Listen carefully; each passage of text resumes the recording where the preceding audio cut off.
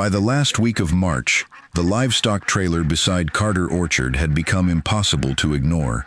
It sat crooked in the wet grass beneath a sky the color of galvanized steel, its white paint yellowed with age, and one taillight wrapped in silver tape.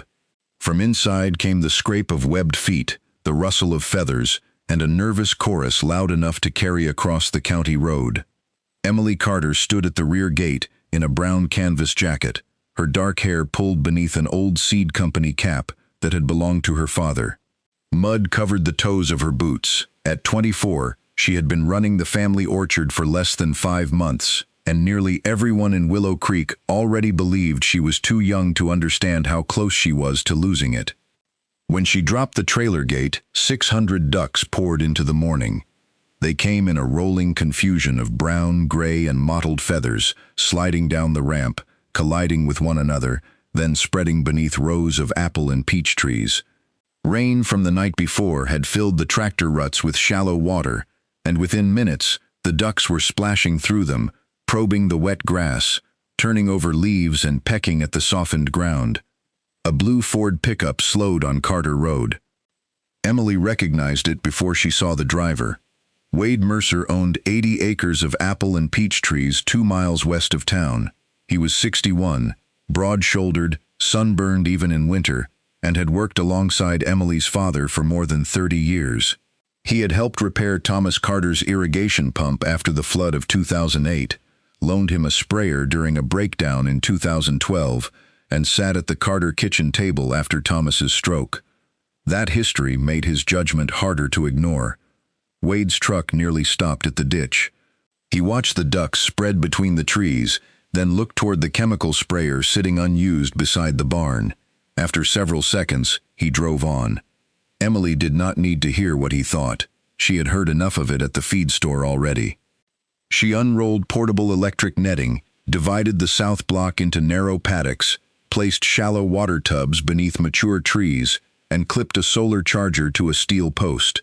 She walked the perimeter twice, testing for gaps while the flock settled into the orchard behind her. By noon, half of Willow Creek knew that Emily Carter had spent thousands of dollars she did not have on 600 ducks. By evening, Wade Mercer had become the story's most reliable narrator.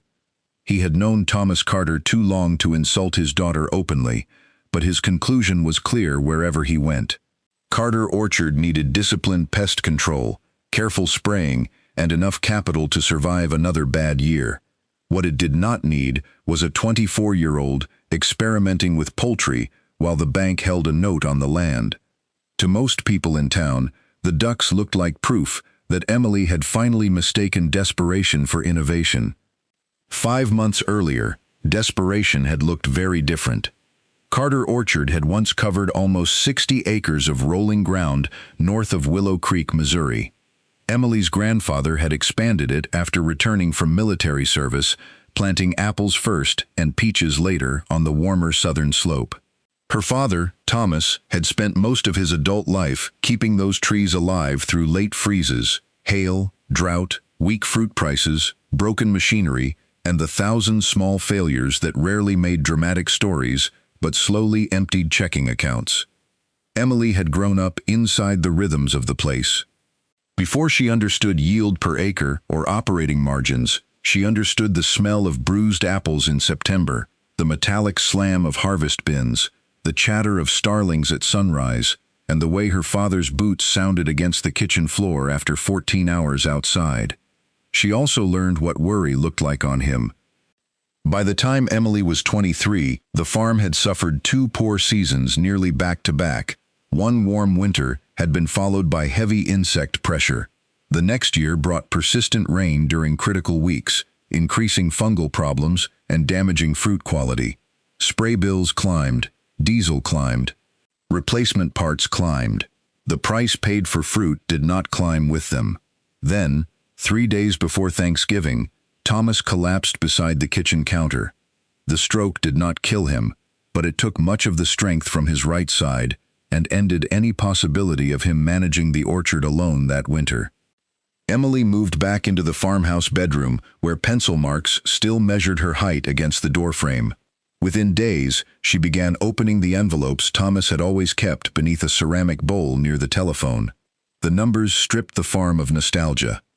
There was money owed on the operating line, a repair account at the equipment dealer, medical expenses beginning to arrive, property taxes due in winter, and a banknote secured against land that had already been reduced once before. After earlier sales, Carter Orchard was down to 46 acres. Another failed season would probably force them to sell again. Wade Mercer visited twice that December. He did not pressure Emily, but he made it clear that a larger grower had expressed interest in the eastern 20 acres. Selling them would reduce debt and leave the farmhouse, barn, and enough trees for a smaller operation. Emily understood the arithmetic. She also understood what those 20 acres contained. Her grandfather had planted the oldest apple rows there. Her father had replanted peaches on the slope the spring Emily was born.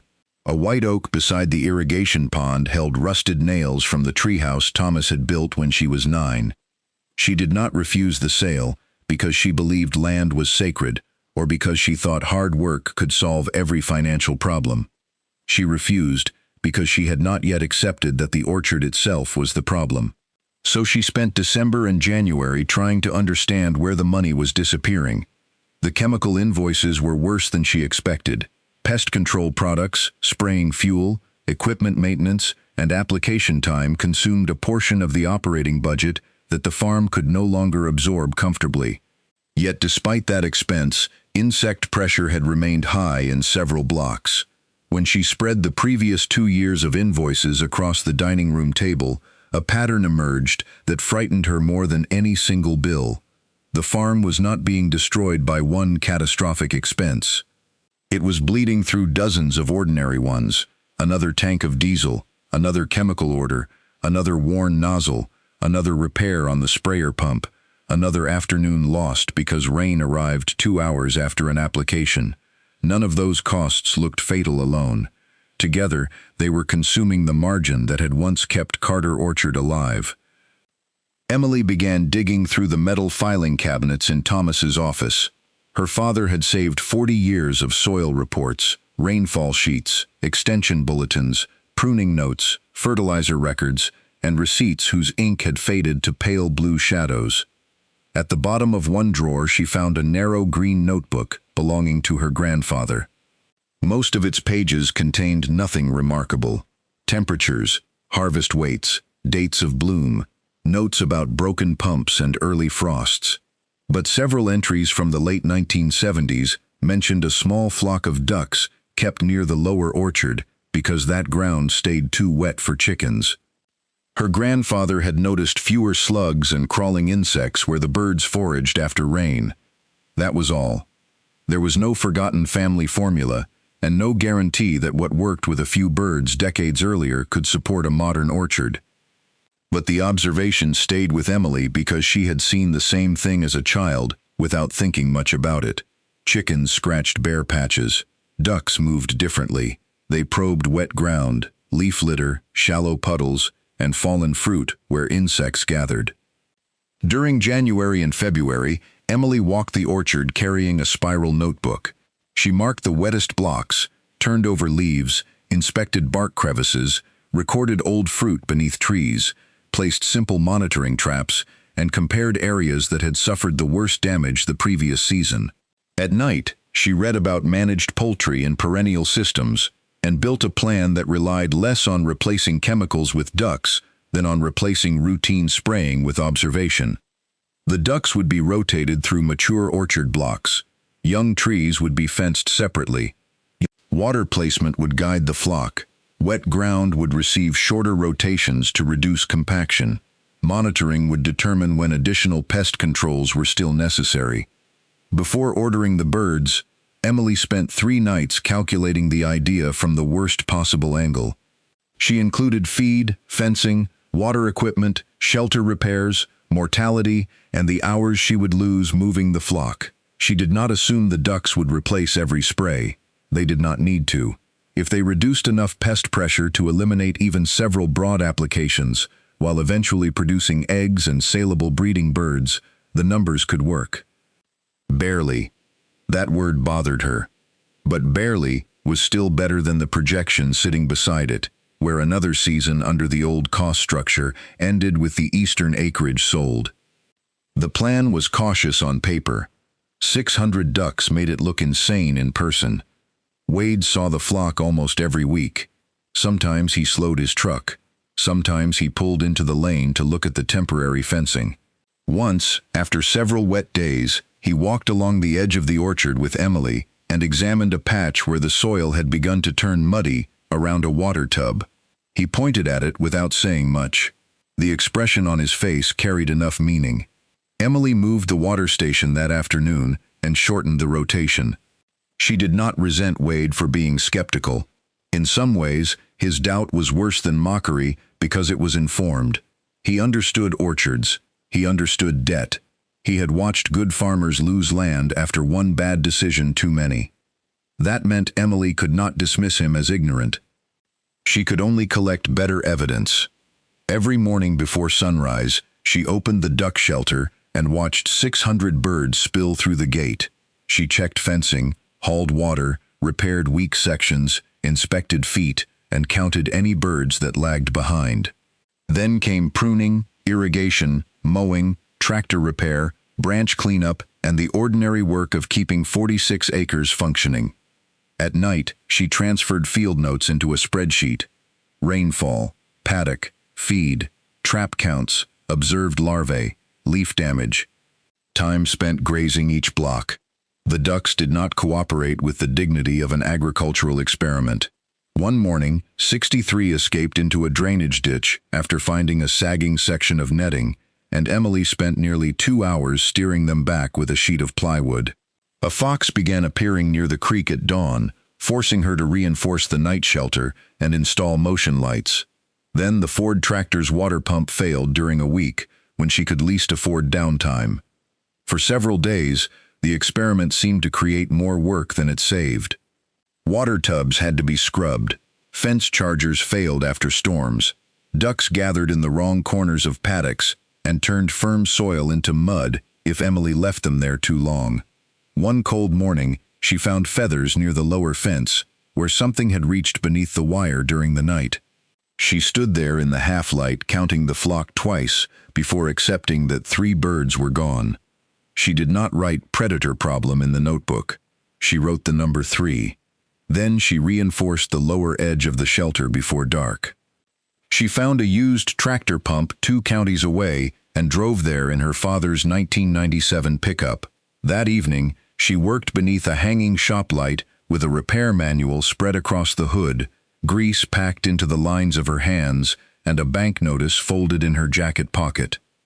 April became May, and the orchard stayed wet. Emily adjusted constantly. She moved the birds faster through soft areas, shifted water tubs before mud developed around them, and kept them away from newly planted trees. Slowly, the monitoring traps began showing something worth noticing. Blocks that had recently been grazed were producing lower counts of certain ground-level pests. The difference was not dramatic enough for celebration. It was not consistent everywhere. But it repeated often enough that Emily began circling numbers in her notebook. She told no one. A promising page of data could not make a loan payment. By early June, the operating account had fallen dangerously low. Feed continued to cost money. Tractor repairs had consumed cash she had not budgeted. Fruit hung green and hard on the trees, still months away from becoming revenue. Then the bank sent a formal reminder about the next major payment.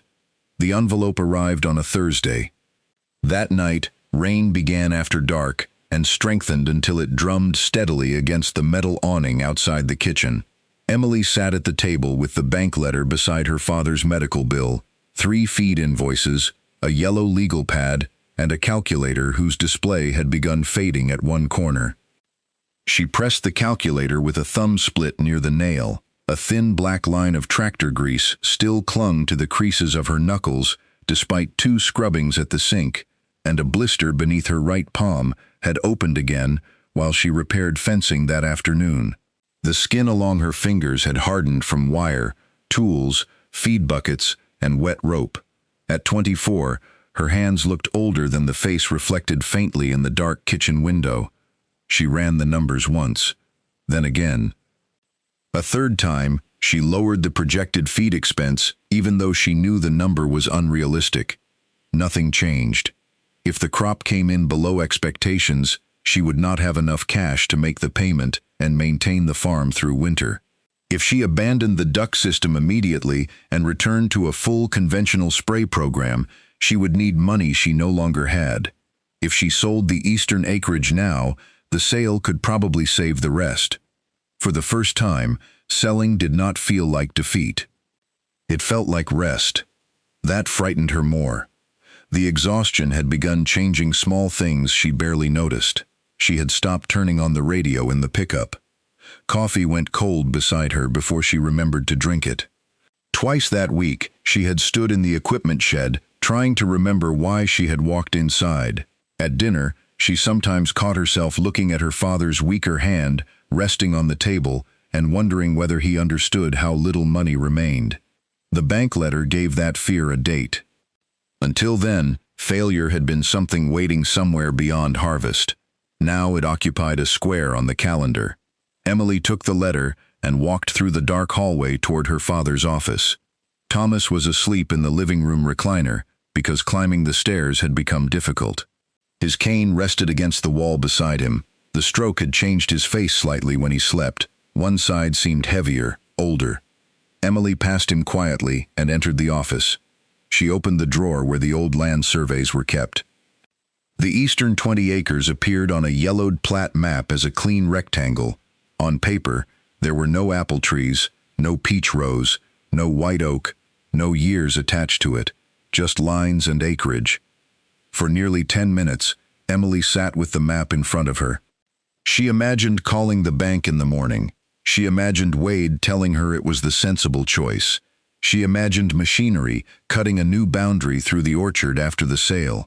She imagined driving past rows that had belonged to her family and knowing they no longer did.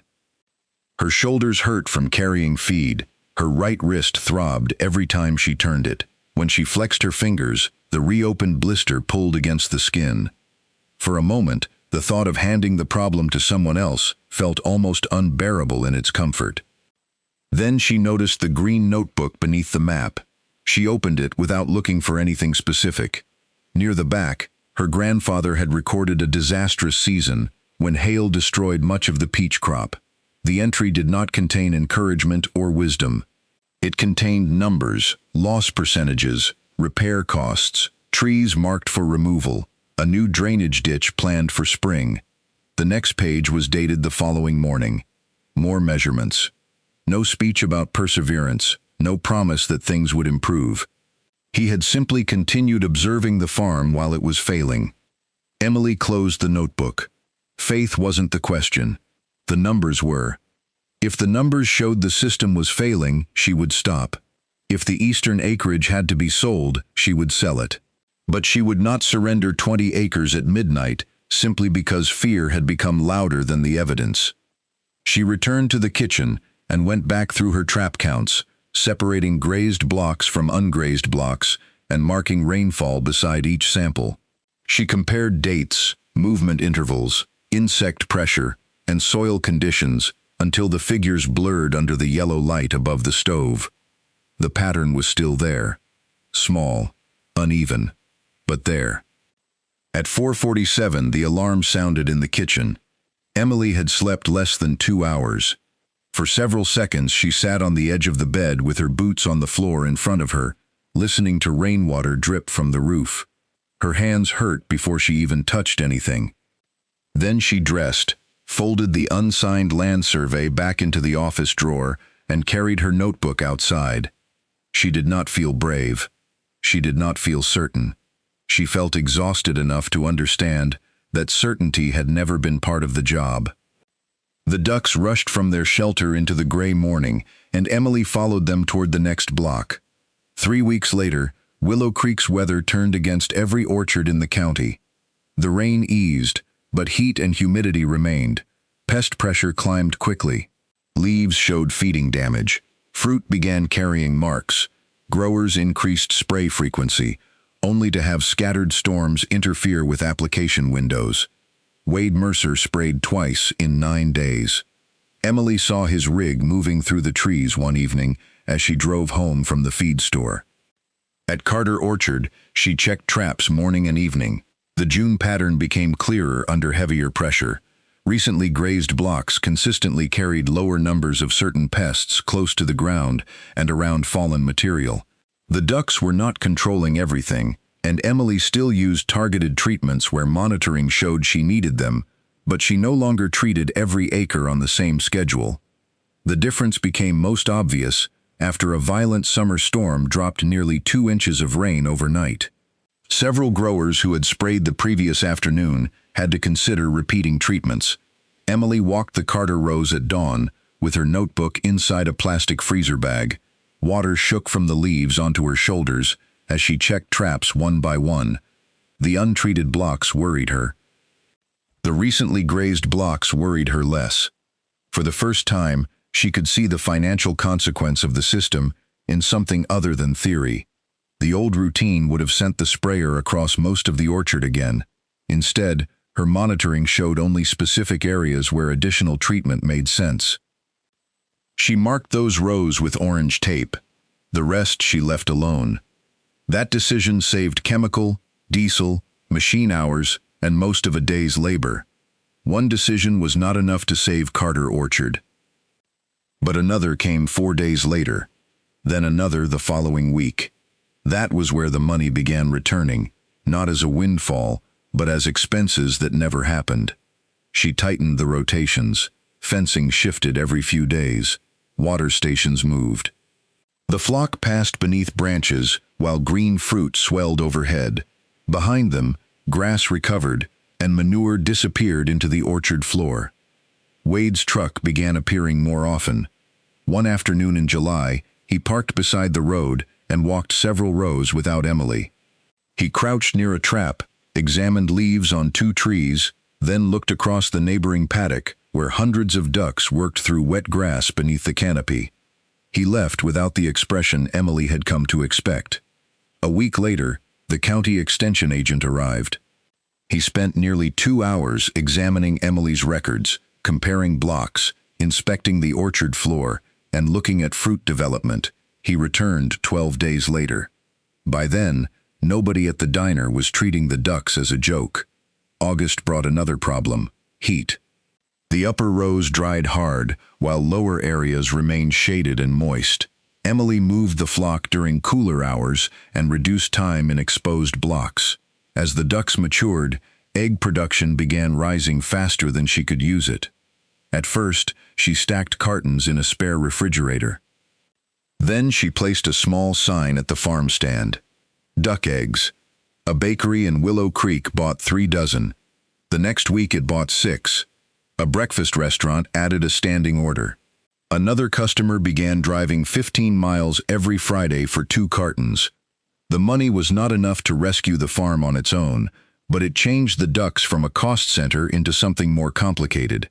They were reducing some pest management expenses while producing a second, steady stream of income. Emily tracked those numbers too. September arrived with cool mornings, and the first harvest bins lined beneath the packing shed lights. Emily inspected the fruit slowly. There were rejects. There was insect damage. Several trees had produced less than she hoped, and nothing about the harvest looked miraculous. But the marketable yield was strong enough. More importantly, the orchard had reached harvest after purchasing far less pesticide than the previous year. Fuel and application costs had dropped with it. Egg sales had covered an increasing share of feed expense, and several mature birds had buyers waiting for breeding stock. When Emily placed the current season's expense sheet beside the previous year's, the difference did not come from one spectacular number. Chemical purchases were lower, sprayer fuel was lower, tractor hours devoted to applications were lower. Egg income had offset part of the feed bill. The ducks had cost more labor than she originally expected, but the orchard had stopped paying for several recurring expenses at the scale it once had. The system had not made the farm rich. It had made survival cheaper. For the first time in 2 years, Carter Orchard generated enough breathing room for Emily to stop measuring survival in weeks. She made the bank payment. On the morning the payment cleared, she printed the confirmation at the kitchen table and placed it beside the salt shaker where the warning letter had sat in June. Then she went outside. There was still fruit to pick. Wade Mercer arrived near the end of harvest. He did not park on the road this time. His blue Ford came down the driveway and stopped beside the barn. Emily was repairing a section of netting near the south block when she saw him carrying a yellow notebook of his own. For the next hour, they walked through the orchard.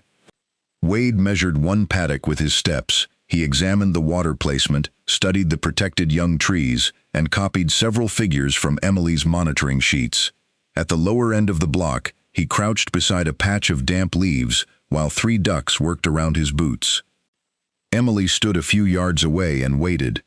Months earlier, Wade had looked at the same orchard and seen a young woman spending money she could not afford on a flock that could not possibly replace experience. Now he was writing down her rotation intervals. By winter, Thomas Carter could walk from the farmhouse to the packing shed without help. One cold afternoon, he crossed the yard slowly while Emily mounted a new sign beside the farm stand. The wood was fresh cedar, the letters painted dark green. Carter Orchard Est. 1948. Frost silvered the grass beyond it. Thomas stopped in front of the sign. For several seconds, he simply looked at the letters. Then he lifted his weaker right hand. The motion was so slow that Emily almost stepped forward to help him, but she stopped herself. Thomas rested his fingertips against the word Carter. His hand trembled slightly against the cedar. He looked at Emily. Then he gave one small nod. Emily lowered her eyes to the screwdriver in her hand and tightened a screw that was already tight. Neither of them moved for a few seconds. Behind the sign, the ducks wandered between dormant apple trees, turning leaves with their bills as pale sunlight broke through the branches. A truck rolled along Carter Road. It was Wade's. He slowed near the entrance, then turned into the driveway. A few weeks later, Emily understood why. On the first mild day of February, she drove past Mercer Orchard and saw portable electric netting stretched beneath Wade's oldest apple rows. Inside it were 80 ducks. Emily slowed the pickup for only a moment before continuing toward town. That spring, Carter Orchard planted a new row of peach trees on the eastern acreage that had nearly been sold. In Thomas's office, the old green notebook remained in the top drawer. Beside it rested another notebook, its cover stained with rain and feed dust. On the final page of the previous season were columns of trap counts, harvest weights, pesticide expenses, feed costs, and egg sales. Below them, Emily had begun a fresh entry. March 22nd, South Block. Ground still wet. First apple buds opening. 600 ducks moving before sunrise.